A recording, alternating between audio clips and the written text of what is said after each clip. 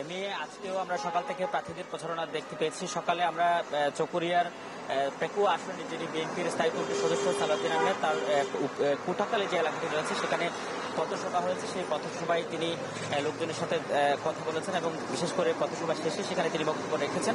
আমরা সকাল থেকে তার এরপরে আমরা যেটি দেখেছি কোটাকালীর পরে আরও কয়েকটি পথসভা আজকে চকরিয়ার বিভিন্ন এলাকাতে রয়েছে। অন্যদিকে আমরা মহেশখালী কুতুবদিয়ার যিনি হেভিওয়েট প্রার্থী হামিদুর রহমান আজাদ জামায়াতে তিনি সকালে মাতারবাড়ির বিভিন্ন এলাকায় গণসংযোগ করেছেন এবং সেখানকার সাধারণ মানুষের সাথে তিনি দেখা করেছেন, তার ভোট প্রত্যাশা করেছেন। একই সাথে সেখানকার অন্য প্রার্থী যারা আছে তারাও সকাল থেকে মাঠে রয়েছেন। আমরা কক্সবাজার ৩ আসনে সকাল থেকে বিএনপির যিনি প্রার্থী রয়েছেন লতিফুর রহমান কাজল, দলটির কেন্দ্রীয় কমিটির মৎস্য বিষয়ক সম্পাদক, তিনিও সকাল থেকে ঈদগাঁও সহ বিভিন্ন এলাকায় গণসংযোগ করে বেড়াচ্ছেন এবং কিছু কিছু জায়গায় আমরা দেখতে পাচ্ছি যে সেখানে শিশুদেরকে ব্যবহার করা হচ্ছে কোনো কোনো প্রার্থী, ফলে নির্বাচনের আচরণবিধি এবং শিশুদের ব্যবহার নিয়ে যে বিধিনিষেধ রয়েছে সেটি নিয়েও প্রশ্ন উঠেছে। এই শিশুদের ব্যবহার আমরা কক্সবাজারের 3টি জায়গায় দেখতে পেয়েছি। তবে উকিয়া টেকনাফের যে আসন রয়েছে আপনি জানেন যে এটি অত্যন্ত ঝুঁকিপূর্ণ একটি আসন। সেখানকার প্রার্থীরা জামায়াতে প্রার্থী ইতিমধ্যে অভিযোগ করেছেন যে পাহাড়ের যে সন্ত্রাসী, বিশেষ করে রোহিঙ্গা সন্ত্রাসী যারা আছে তাদেরকে ব্যবহার করার একটি আশঙ্কা থেকে গেছে। ফলে পুলিশ ইতিমধ্যে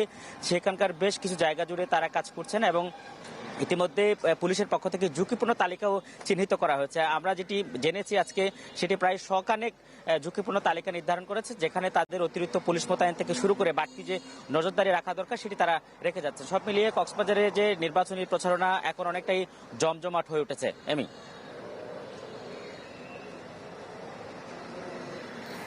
আজিম, আপনাকে ধন্যবাদ। দর্শক, চট্টগ্রাম ও কক্সবাজারের নির্বাচনের প্রচারণা খবরাখবর জানাচ্ছিলেন সহকর্মীরা। বিদেশ থেকে দেশে রেমিটেন্সের টাকা আসে নিরাপদে, তাই আজই আপনার আপনজনকে বলে রাখুন রেমিটেন্সের টাকা যেন শুধু নগদেই পাঠায়।